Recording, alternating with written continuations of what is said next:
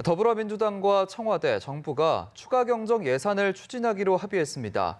미세먼지 대책 재원 마련과 선제적 경기 대응을 위한 추경인데요. 국회 취재기자 연결해 자세한 내용 들어봅니다. 구하린 기자. 네, 민주당과 정부 청와대는 아침 고위 당정청 협의회를 열고 추가 경정 예산을 추진하기로 했습니다. 민주당 이해찬 대표와 이낙연 국무총리, 청와대에서는 김수현 정책실장 등이 참석한 가운데 이 같은 내용이 논의됐습니다. 당정청은 우선 재난 수준으로 국민들의 삶을 위협하는 미세먼지에 대응하기 위해 과학적 측정과 인프라 확충이 필요하다는 데 뜻을 모았습니다.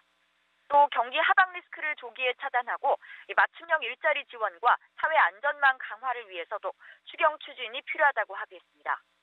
민주당 홍익표 대변인은 이 같은 내용이 담긴 추경안을 이번 달 안에 만들어 4월 국회에서 처리할 계획이라고 밝혔습니다. 당정청은 또 2017년 발생한 포항 지진 대책과 관련해 특별법을 제정하기로 했는데요. 지진의 원인이 된 지열발전소 부지 선정 과정이 적절했는지에 대한 감사원의 감사에 협조하고 진상조사와 주민들의 피해 지원 절차도 병행하기로 논의했습니다. 한편 장관 후보자들에 대한 자진 사퇴 여부를 둘러싼 여야 간 기싸움이 여전히 팽팽한데요. 야당이 연일 청와대 인사검증 라인에 대한 경질을 요구하고 있는 상황이죠. 네, 그렇습니다. 장관 후보자 3명의 청문 보고서가 아직 채택되지 않은 가운데 청와대를 겨냥한 야당의 십자포화가 계속되고 있습니다. 자유한국당 나경원 원내대표는 청와대가 조국 민정수석과 조현옥 인사수석, 이른바 조조 라인을 철통 방어하고 있다고 말했습니다. 나 원내대표는 과거 대통령 밑에 소통령이 아닌 조통령이 있는 것 같다며 청와대를 향한 공세를 퍼부었는데요.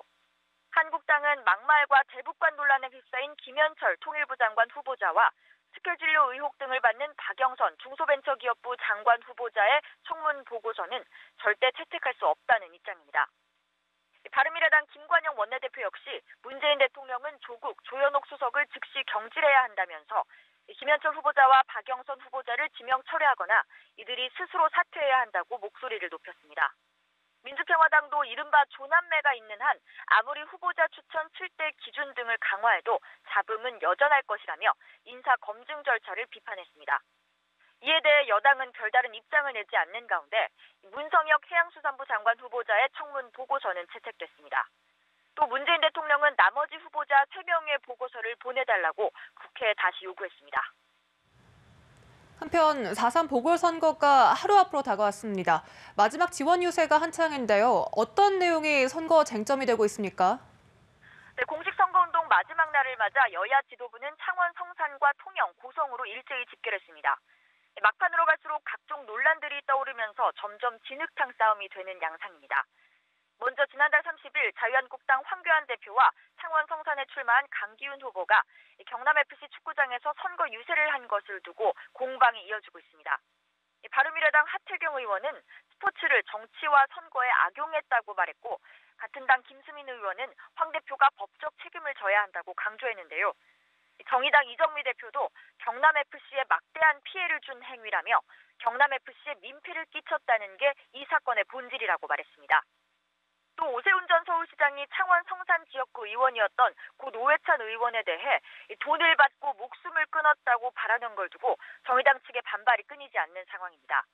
이정미 대표는 노회찬을 조롱하고 부정하는 폐륜 집단에 노회찬을 다시 빼앗길 수는 없다고 말했습니다. 뿐만 아니라 통영 고성에 출마한 한국당 정점식 후보 측이 지역 신문 기자를 돈으로 매수하려 했다는 의혹도 불거졌습니다. 해당 기자가 한 라디오 방송에 출연해 돈 봉투를 받았다는 증언과 함께 통화 내용이 담긴 녹음 파일을 공개하면서 이 논란은 사그라들지 않을 것으로 보입니다. 지금까지 국회에서 전해드렸습니다.